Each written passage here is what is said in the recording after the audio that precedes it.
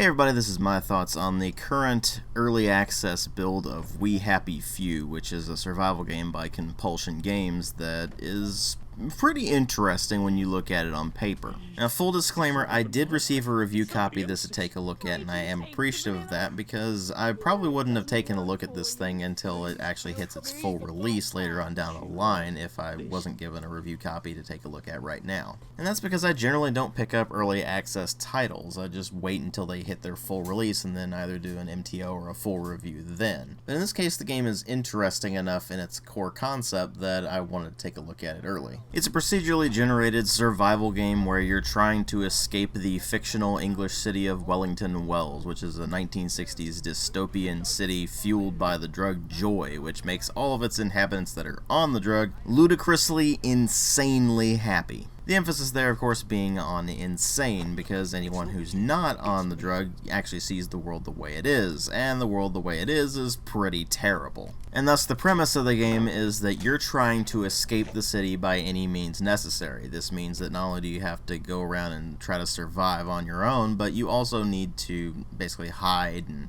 fight your way through things, as well as try to sneak past by actually conforming. It's a pretty cool idea, but then you actually start playing the game and that's where the cracks start showing. You see, it starts in the visual department because initially it impresses with its rather strong art style that is definitely something that seems right out of BioShock, but also right out of the 1960s of England. But it's the visual quality itself that proves problematic, where you got tons of graphics glitches everywhere, you got rather muddy textures, some weird blurry filtering going on. It ends up really not looking all that great from a visual quality standpoint, despite that art style being rather strong. The thing is, I understand that the game is nowhere near finished in its current state, so I do understand that they're probably focusing their efforts on much more important things like the actual gameplay mechanics, implementing the story in whatever capacity they can, that sort of thing. So I'm willing to let that sort of thing slide for the time being, but if this thing hits its 1.0 and it's still looking this frankly ugly in its visual quality, then there's going to be a problem because the art style isn't enough to bring up the rather low visual quality in its current state. Moving on to sound design again, I know that not everything is final here, and it's definitely a long ways from being finished, but the voice acting is fairly flimsy. It works alright for the player character Arthur Hastings, but it doesn't really work as well for all of the NPCs all over the place. The sound effects merely suffice. They don't do anything more or less, nor do they seem to be going for anything more or less, so if they do improve the sound effects later on down the line, that would be greatly appreciative, and the music is barely noticeable when it is there. It is fairly fitting for the game. You got some forlorn pieces, you've got some pieces that are more at home in a horror movie or something like that, and they all work fairly well for the game. It's just, again, they just fade into the background and you really don't notice them all that much when they are there. But of course, that's all presentation stuff that they can fix later on down the line. I'm not really worried about that for the time being.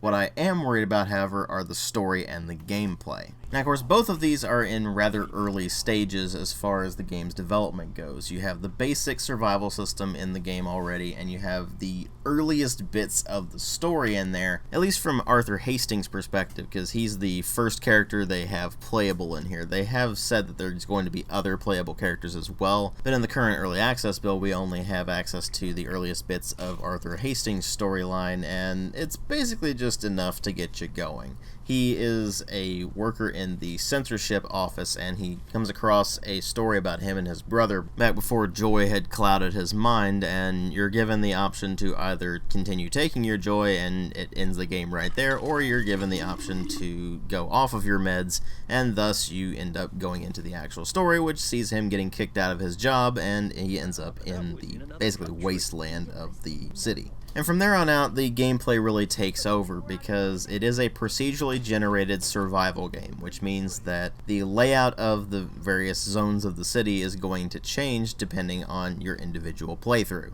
This seems like a good idea in theory because it means that no two playthroughs are going to be exactly the same. In practice, it means that you're going to go through a bunch of areas that feel exactly the same. And every last one of them was very clearly thrown together by an algorithm rather than an actual single person, which means that not only does it lack a personal touch, it ultimately means that there's really not all that much interesting stuff to discover, at least right now, because they just don't have everything implemented yet. The various encounters that you'll run into are basically the game's side quests, and none of them are particularly interesting. It's just a bunch of fetched quests or beat this guy up or things like that. And it really does scream about the limitations of making a procedurally generated game rather than something that is handcrafted. You can very easily tell where one tile ends and the next one begins, and it really does feel very artificial as a result. Similarly, the gameplay feels rather artificial as well. You have a very basic combat system that involves you holding down the melee button to charge up an attack if your weapon or attack supports it, or just tapping it to do a quicker swing, or hitting the block button to try to block an incoming attack, and that's pretty much it. You do get various objects that you can throw at enemies as well, like say bricks or bottles or rocks, and that's definitely helpful. It gives you some degree of ranged combat, but the combat itself is just really bare bones right now. Every single attack drains your stamina meter slightly, or a fair bit depending on the weapon that you're using, and it really is just a matter of stepping back away from somebody and just tapping the button repeatedly until they fall over. There's really no strategy or skill involved, and it really does make the combat system feel incredibly dull. It also doesn't help that weapon durability is insanely low. It takes only a few hits for your weapons to start breaking, and they have about the durability of a twig. Now, I can understand that for some of the really crude weapons, but some of the better weapons in the game, like say the cricket bat for example, just break incredibly easily as well. And since inventory space is pretty limited, you're probably not going to be carrying around a wealth of weapons at any given point, so then you're stuck with your fists that are effectively useless. Sometimes you'll also run into a situation where the enemy is insanely good at throwing things at you and is able to hit you no matter how you move, so that ends up feeling incredibly broken on top of that. Really, in the current build, the best thing you can do is just to avoid combat entirely, just because it is so incredibly dull and actually kind of broken at the same time. At the very least, just reserve it to only using it when you absolutely have to, until they improve the combat system later on down the line, at least I'm hoping. But even when you look at the other gameplay elements, they really aren't all that well implemented either. You've got a very basic crafting system where you just combine a bunch of crap in your inventory to produce either more crap or some other item that is actually useful to you. You've got an effectively non-functional stealth system. I mean, the thing just doesn't work right no matter what you do right now, so stealth is just incredibly broken. And even then, that consists basically of crouch and stay out of direct line of sight, there you're done.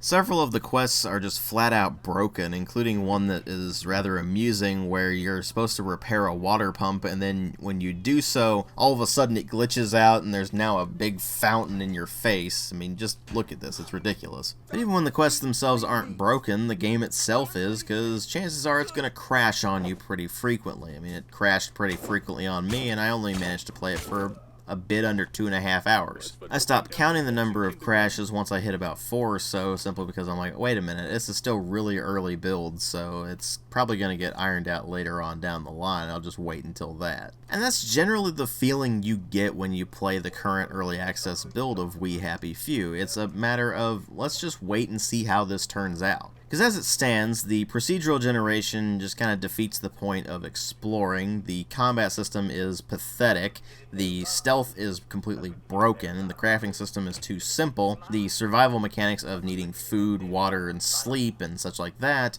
are frankly kind of annoying more than anything else, simply because you're going to be going all over the place trying to find as many resources as you possibly can, just so you can keep your meters from bottoming out. And on top of the problems from the mechanics in their current state, there's also the issue of, well, the game itself is just unfinished, therefore it's buggy as hell. That's not to say it doesn't have its moments. There are a few here and there. For example, the first time you take one of the joy pills in the game and everything starts to be all hyper pleasant and bright colors and rainbows and everything like like that, you go, oh, I see what they're going for here. And there's the occasional mysterious location that you can explore and say, hey, this is from before the game started. I wonder what's here and how this place got to be how it is. And it doesn't really answer anything right now, but hey, at least it poses the question. Which ultimately brings me to my main point regarding We Happy Few.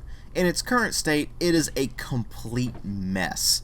It's an alpha, or maybe even a pre-alpha if we're being honest here. It barely functions. It's got the absolute basics of everything in there, just to basically be a proof of concept to say, hey, we got something playable, let's start testing things out here and see what works, see what doesn't, as we start implementing our game mechanics and other bits of story and everything like that as we go on down the line. And thus it requires you to put up with an awful lot to get much of anything out of the experience. For the vast majority of people, you'll just want to wait until it has its full-on release instead of picking it up while it's in early access. And while it is a mess in its current state, it does have potential. That 1.0 release, or whatever release they're going to say is the full release, may actually end up being very good for all we know. But what we have right now is woefully unfinished and frankly pretty boring when you get down to it. So hopefully that helps you out if you were sitting on the fence about picking this up in early access. If you want something that's actually a cohesive, finished experience, definitely wait for the full game to drop. But if you're one of those people who wants to help the developers out by giving them as much feedback as possible, or you want to contribute to the developers so they can continue to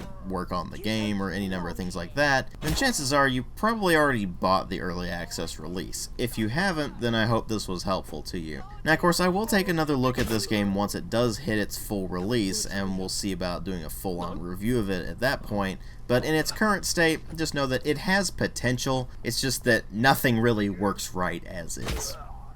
Thanks for watching.